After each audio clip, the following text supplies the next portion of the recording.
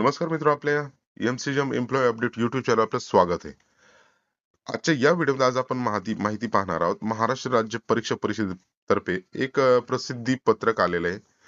प्राथमिक शिष्यवृत्ती परीक्षा 4थी व उच्च प्राथमिक शिष्यवृत्ती परीक्षा 7वी एप्रिल 2026 च्या प्रसिद्धी पत्रकास प्रसिद्धी मिळण्याबाबत आहे. आता या ठिकाणी आपण पाहू शकतो 4थी आणि 7वीची परीक्षा आहे ती 26 एप्रिल रोजी महाराष्ट्र सर्व जिल्ह्यामध्ये एकाच दिवशी घेण्यात येणार आहे. आणि त्याची अधिसूचना या ठिकाणी जे परिषदेचं www.mscpune.in व https://PUPPS/MSCN या संकेतस्थळावर या ठिकाणी दिलेलं आहे. आता याच्यामध्ये ते सगळ्यांसाठी दिलेलं आहे ते पत्र. त्याच्यानंतर यामध्ये शिष्यवृत्तीची जी अधिसूचना आहे त्या अधिसूचना या ठिकाणी आपल्याला समजलं की 26 एप्रिलला महाराष्ट्र सर्व जिल्ह्यामध्ये एकाच वेळी होणार आहे. त्यानंतर या ठिकाणी जे शिक्षण अधिकारी त्यांना पण या ठिकाणी अधिसूचना जी आहे ती आवेदन करणारे जे काही अटी शर्ती पूर्ण करणारे व त्या परीक्षेस प्रविष्ट होणारे इच्छुक असणारे विद्यार्थ्यांचे ऑनलाईन जे आवेदन पत्र आहे तर परिषदेच्या वेबसाईटवर भरायचे आहे. आणि याची सुरुवात 30/12 म्हणजे आजपासून या ठिकाणी सुरू करण्यात आलेली आहे.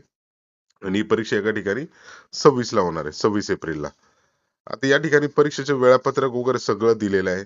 आता परीक्षेच्या वेळापत्रकामध्ये या ठिकाणी 4थी व उच्च प्राथमिक 7वी तर या ठिकाणी जे आहे प्रथम भाषा गणित, प्रथम भाषेसाठी या ठिकाणी प्रश्न संख्या 25 असणार आणि या ठिकाणी गुण 50 असणार आहेत. आणि गणितासाठी 50 गुण, 50 प्रश्न संख्या आणि 100 गुण, याने म्हणजे या ठिकाणी एक प्रश्न साधारणतः 2 मार्कांसाठी असणार आणि त्याची वेळ 11 ते 12:30 असणार आहे.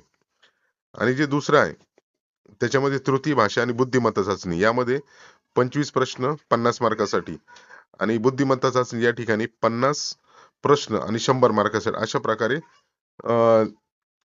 जे पेपर आहेत दुसरा पेपर तो या ठिकाणी 2 ते 3:30 या वेळेत होणार आहे.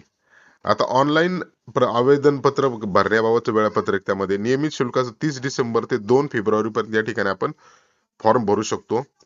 आणि विलंबित शुल्कासह या ठिकाणी 3 फेब्रुवारी 2026 ते 17 फेब्रुवारी पर्यंत भरता येणार आहे.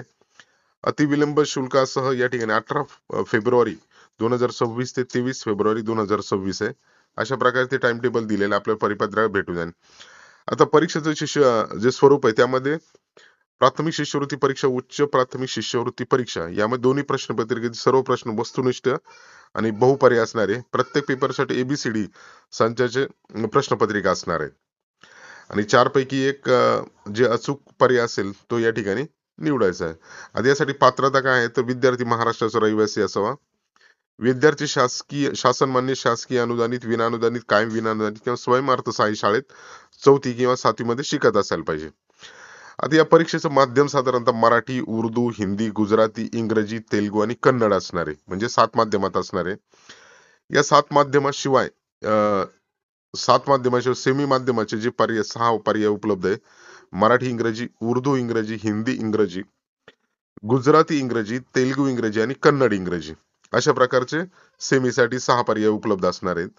आता प्राथमिक शिष्यवृत्ती परीक्षा 4थी आणि 7वी साठी ऑनलाईन आवेदन पत्रात सेमी इंग्रजी हा पर्याय नोंदवणाऱ्या विद्यार्थ्यांना परीक्षेच्या वेळी पेपर 1 मधील गणित या विषयाची व पेपर 2 मधील बुद्धिमत्ता चाचणी या विषयाची प्रश्नपत्रिका मूळ माध्यम, इंग्रजी माध्यम अशा 2 माध्यमातून देण्यात येईल. त्यामुळे ऑनलाईन आवेदन पत्रातील परीक्षेचे जे माध्यम आहे ते निवडताना दक्षता घ्यायची.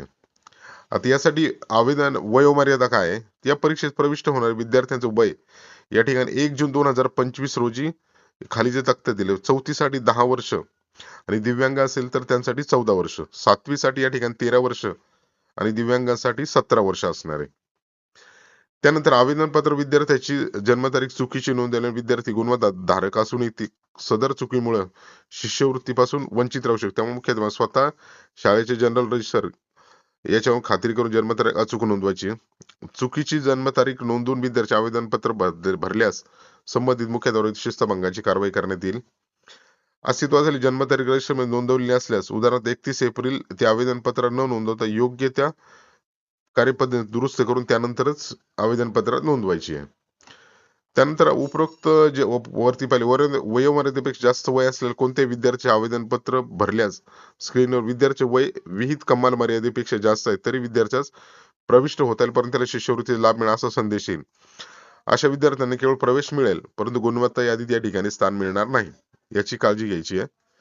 त्यानंतर परीक्षा शुल्कासंदर्भात या ठिकाणी दिलेलं आहे.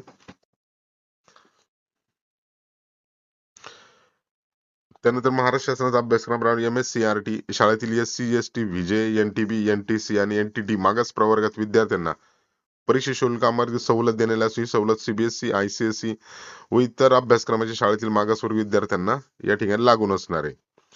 व अभ्यासक्रमाच्या शाळेतील दिव्यांग विद्यार्थ्यांना सुद्धा ही परीक्षा शुल्कामध्ये सवलत देण्यात आलेली आहे. उर्वरित SBC OBC आणि ओपन यांना पूर्ण शुल्क भरावं लागणार आहे. त्यानंतर शुल्क भरण्यासंदर्भातल्या या काही सूचना या ठिकाणी दिलेल्या आहेत. त्या आपण परिपत्रकाची लिंक आपलं जे WhatsApp FCGM employee update channel त्याच्यावरती पण भेटेल, आणि तसंच आपलं जो काही युट्यूब चॅनल त्याच्या डिस्क्रिप्शन लिंक मध्ये पण परिपत्रकाची जी लिंक आहे ती दिली जाईल. त्यानंतर ऑनलाईन पेमेंट संदर्भात दिले. नंतर परीक्षा परिषद शाळा संकेतांक वगैरे हे सगळे दिले आहेत. ग्रामीण शहरी भागासाठी काय काय त्याची आवेदन पत्रासाठी काय आहे ती सगळी माहिती या ठिकाणी दिली. CBSE आणि ICSE इतर अभ्यासक्रमाची अंमलबजावणी करणाऱ्या शाळांबाबत तो परिपत्रक नंबर दिलेला या ठिकाणी. सदर अभ्यासक्रमातील गुणानुक्रमे संपूर्ण राज्यातील पहिल्या 100 विद्यार्थ्यांचे राज्यस्तरीय व प्रत्येक जिल्ह्यातील 25 विद्यार्थ्यांचे जिल्हास्तरीय स्वतंत्र गुणवत्ता यादी तयार करण्यात येते. त्यात स्थान मिळवलेल्या विद्यार्थ्यांना प्रमाणपत्र दिले जाते. तर सदर विद्यार्थ्यांना शिष्यवृत्तीचा लाभ देण्यात येत नाही. या ठिकाणी बार्टी शिष्यवृत्ती महासंचालक डॉक्टर बाबासाहेब आंबेडकर संशोधन व प्रशिक्षण संस्था बार्टी पुणे या कार्यालयामार्फत डॉक्टर बाबासाहेब आंबेडकर राज्य प्रज्ञाशोध शिष्यवृत्ती अनुसूचित जातीच्या विद्यार्थ्यांना 2014 पासून देण्यात येते.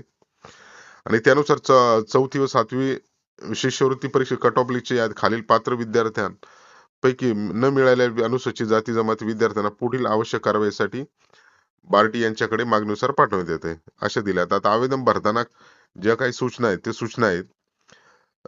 इच्छुक विद्यार्थ्यांची या ठिकाणी आवेदन पत्र शाळेने ऑनलाईन करायचे, ऑफलाईन पद्धतीने आवेदन स्वीकारणार नाहीत. ऑनलाईन आवेदन पत्रात भरलेल्या माहितीची पडताळणी खात्री मुख्याध्यापकाने स्वतः करायची, आणि काही प्रश्न उद्भवल्यास त्याला सर्वस्वी जबाबदारी मुख्याध्यापकाची असणार आहे. विद्यार्थ्याच्या ऑनलाईन आवेदन पत्राची प्रिंट परीक्षा परिषदेकडे पाठवण्याची आवश्यकता नाही. परीक्षेत बसणाऱ्या विद्यार्थ्यांची यादी, ऑनलाईन आवेदन पत्राची प्रिंट, आवश्यक प्रमाणपत्र, शुल्क भरलेल्या ऑनलाईन पेमेंटची रिसिट इत्यादी कागदपत्रे मुख्याध्यापकांनी दप्तरी जपून ठेवायचे. ऑनलाईन आवेदन पत्रासाठी विद्यार्थ्याचा फोटो व स्वाक्षरी एकत्रित स्कॅन करून अपलोड करणे अनिवार्य आहे. विदर्भातील 11 जिल्ह्यातील पालकांचे जे वार्षिक उत्पन्न 1 लाखापेक्षा कमी असल्याबाबत सक्षम प्राधिकाऱ्याचे तलाठी तहसीलदार किंवा प्रांताधिकारी यांचं प्रमाणपत्र अनिवार्य आहे. विद्यार्थ्याचे पालक 1 लाखापेक्षा कमी वार्षिक उत्पन्न असणारे भूमिहीन शेतमजूर असल्यास त्या संदर्भात या ठिकाणी दिलेलं आहे. त्यानंतर मुद्दा क्रमांक 5-6 मधील प्रमाणपत्र संबंधित शाळेच्या मुख्याध्यापक स्वतः त्यांच्या स्तरावरून तपासणी करणं बंधनकारक असून सदर प्रमाण आपल्या दप्तरी जतन करून ठेवायचं आहे. आता ऑनलाईन प्रवेशपत्र भरण्यापूर्वी आवेदनपत्र भरण्याबाबतच्या मुद्देनी ह्या सूचनांचे काळजीपूर्वक वाचन करायचे आणि आवेदनपत्र भरायचे. संगणकाची व इंटरनेटची पुरेशी माहिती असलेल्या कर्मचाऱ्यांची व्यक्तीची ऑनलाईन आवेदनपत्र भरण्यासाठी मदत घ्यायची. शाळेत इंटरनेट कनेक्शन असल्यास किंवा नसल्यास इतर ठिकाणी आवेदनपत्र भरायचे. ते नेट कॅफेत आवेदनपत्र मुख्य शाळेचे लॉग इन भरलेली सर्व माहिती अचूक असल्याची खात्री करून सबमिट करायचे. शुल्क भरले गेल्याची खात्री मुख्याध्यापकांनी करायची आहे. त्यानंतर ऑनलाईन आवेदनपत्र राज्य परीक्षा परिषदेच्या या 2 वेबसाईट त्यावरून भरायचे आहेत. आवेदनपत्र भरण्यापूर्वी आवेदनपत्र भरण्यास इच्छुक असलेल्या विद्यार्थ्यांच्या पालकांना सर्व मुद्द्यावर सविस्तर माहिती देऊन अवगत करायचे. आवेदन पत्र भरण्यासाठी वेगवान इंटरनेट कनेक्शनचा उपयोग करावा. आवेदन भरण्यासाठी शक्यतो गुगल क्रोम, मोझिला फायरफॉक्स किंवा 75 व त्यावरील व्हर्जनच्या इंटरनेट ब्राउझरचा वापर करायचा, म्हणजे तांत्रिक अडचण येणार नाही. आवेदन भरण्यासाठी शाळांनी 11 अंकी UDIS कोड अनिवार्य आहे.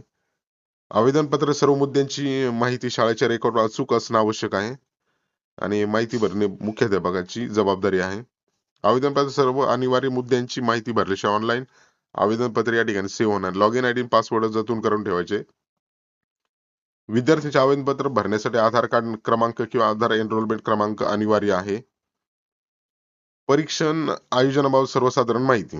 अति सीलबंद परीक्षा स्वरूपात देणं OMR पद्धतीने असणारे कार्बनलेस उत्तरपत्रिका देता येत असल्याने उत्तरपत्रिकांची डिजिटल स्कॅन कॉपी देता येणार नाही. हे बाकी छोट्या छोट्या काही सूचना आहेत त्या आहेत. त्यानंतर विद्यार्थ्याचे आवेदन भरताना आवश्यक कागदपत्र विद्यार्थ्यांची फोटोसह स्वाक्षरीची एकत्रित स्कॅन कॉपी, ते JPG, PNG, BMP format 100 KB पेक्षा जास्त नसतं. विद्यार्थ्याचा फोटो आणि त्याच्या खाली स्वाक्षरी. या ठिकाणी आपण 5वी आणि 8वी ज्याप्रमाणे फॉर्म भरले त्याप्रमाणे. त्यानंतर 2 विदर्भातील 11 जिल्ह्यातील पालकांचे वार्षिक उत्पन्न 1 लाखापेक्षा कमी असल्यास सक्षम प्राधिकार, तलाठी, तहसील यांचं प्रमाणपत्र 4थी आणि 7वी साठी. आणि विद्यार्थ्याचं पालक 1 लाखापेक्षा कमी वार्षिक उत्पन्न असणारे भूमिहीन शेतमजूर व रुपये 1 लाखापेक्षा कमी वार्षिक उत्पन्नात सक्षम अधिकाऱ्याचं प्रमाणपत्र 7वी साठी. संबंधित शाळेच्या मुख्याध्यापकाचा फोटोसह स्वाक्षरीची एकत्रित स्कॅन कॉपी. या ठिकाणी आपण जर रजिस्ट्रेशन करताना कशा प्रकारे रजिस्ट्रेशन करायचं, आपण याचा एक व्हिडिओ सविस्तर बनवणार. त्याच्यातूनही आपण कशा प्रकारे रजिस्ट्रेशन करायचं, रजिस्ट्रेशन करताना कोणती काळजी घ्यायची, कोणते फोटो किंवा कोणते डॉक्युमेंट्स लागणार, त्याच्याबद्दल आपण एक स्वतंत्र व्हिडिओ नक्की बनवूयात. आता विद्यार्थ्यांचं या ठिकाणी आधार कार्ड बाबत आवेदनपत्र भरता आधार क्रमांक किंवा त्याचा एनरोलमेंट क्रमांक अनिवार्य. यामध्ये कोणती माहिती अचूकपणे नमूद करायची. आणि प्राथमिक आणि उच्च प्राथमिक शिष्यवृत्ती परीक्षा रविवार दिनांक 26 एप्रिल 2026 कामकाजाबाबतची माहिती वरील प्रमाणे असून त्यात वेळ बदल कळवले जातील. ऑनलाईन आवेदनपत्र भरण्याबाबतच्या सविस्तर सूचना परिषदेच्या संकेतस्थळावर देण्यात आलेल्या आहेत. अशा प्रकारचं जे परिपत्रक होतं ते होतं. आणि त्यानंतर महाराष्ट्र शासनाच्या ज्या शिष्यवृत्ती परीक्षा आहेत त्याच्या संदर्भात पण काही महत्वाचे बदल जे आहेत ते दिलेले आहेत या ठिकाणी, ते पण आपण पाहून घ्या. शैक्षणिक 25-26 परीक्षा स्तर बदललेले आहेत. पूर्व उच्च प्राथमिक शिष्यवृत्ती 5वी ऐवजी 4थी व पूर्व माध्यमिक शिष्यवृत्ती परीक्षा 8वी ऐवजी 7वी. परीक्षेचे नवीन नावे आणि प्राथमिक शिष्यवृत्ती परीक्षा 4थी स्तर आणि उच्च प्राथमिक शिष्यवृत्ती परीक्षा 7वी स्तर. विद्यार्थ्यांच्या गुणवत्तेचे मूल्यांकन, यातील शिक्षकांच्या कार्याचे मूल्यांकन आणि त्यांची सेवा पुस्तकात या ठिकाणी नोंद घेतली जाणार आहे. त्यानंतर शिष्यवृत्तीची रक्कम या ठिकाणी 4थी साठी दरमहा 500 रुपये 3 वर्षासाठी आणि 7वी साठी दरमहा 750 रुपये 3 वर्षासाठी. आणि यानंतर महत्वाची माहिती जे 25-26 हे संक्रमण वर्ष असेल त्यात ज्या जुन्या 5वी व 8वी व नवीन 4थी 7वी दोन्ही परीक्षा येईल त्यांच्या परीक्षा होतील 26-27 पासून 4थी व 7वी साठी नियमित परीक्षा होईल. यामध्ये पात्रता आणि अटी काय आहेत, तर विद्यार्थी महाराष्ट्र रहिवासी असावा, शाळा सरकारी शासन मान्य सरकारी अनुदानित खाजगी व 4थी 7वी मध्ये शिकत असावा. वयोमर्यादा 4थी साठी 10 वर्ष आणि दिव्यांगासाठी 14 वर्ष आहे. 7वी साठी या ठिकाणी 13 वर्ष आणि दिव्यांगांसाठी 17 वर्ष. प्रत्येक पेपर मध्ये 40% गुण मिळवणं आवश्यक आहे. आणि सीबीएसई आयसी विद्यार्थी गुणवत्ता येतील पण त्यांना शिष्यवृत्ती रक्कम या ठिकाणी मिळणार नाही. परीक्षेच्या तपशीलबाबत जर विचार केला तर महाराष्ट्र राज्य परीक्षा परिषदेने शासन मान्यता घेऊन प्रसिद्ध केलेला अभ्यासक्रम स्वरूप, त्यामध्ये सर्व वस्तुनिष्ठ बहुपर्याय असणे, MCQ असतील. माध्यम या ठिकाणी आपण वरती पाहिल्याप्रमाणे 7 माध्यम असेल, मराठी, उर्दू, हिंदी, गुजराती, इंग्रजी, तेलुगू, कन्नड. परीक्षा शुल्क बिगस मार्ग 200 आणि मागासवर्गीयांसाठी दिव्यांगासाठी 125. शाळा नोंदणी शुल्क प्रत्येक शाळेला 200 भरावं लागेल. आता या ठिकाणी शिष्यवृत्ती परीक्षे संदर्भात महत्वाची घोषणा आहे. या दिलेले या ठिकाणी 4थी साठी 500 आणि 7वी साठी 750 आहे. पात्रता वगैरे आपण वरती पाहिल्यातच. त्यानंतर आर्थिक सहाय्य कसं सहभाग या संदर्भात प्रोत्साहन वगैरे कशा प्रकारे, शिक्षकांच्या गुणवत्तेचे मूल्यांकन कशा प्रकारे होणार, या सर्व गोष्टी या ठिकाणी दिलेल्या आहेत. तर अशा प्रकारे आजच्या या व्हिडिओमध्ये आज आपण माहिती पाहिली की या ठिकाणी जी काही आपण इयत्ता 4थी आणि इयत्ता 7वी साठी जी काही आपण स्कॉलरशिप शिष्यवृत्ती परीक्षा घेणार आहोत त्यामध्ये कशा प्रकारच्या अटी असणार आहेत, कशा प्रकारच्या अटी शर्ती आहेत, फॉर्म भरताना कोणती काळजी घ्यायची आहे, तसं त्यांना दरमहा किती स्कॉलरशिप भेटणार आहे किंवा कोणते माध्यमांचे असणार आहे, प्रश्नपत्रिकेचं स्वरूप कसं असणार, या संदर्भातली आपण या व्हिडिओमध्ये माहिती पाहिली. तर व्हिडिओ आवडल्यास लाईक, शेअर आणि सबस्क्राईब करायला विसरू नका. जर आपणास याच्या व्यतिरिक्त अजून जर स्कॉलरशिप परीक्षे संदर्भात जर काही माहिती आवश्यक असेल किंवा जर कमेंट बॉक्समध्ये नक्की कळवा, त्याच्यावरती व्हिडिओ बनवण्याचा नक्की प्रयत्न होईल. धन्यवाद. थँक्यू.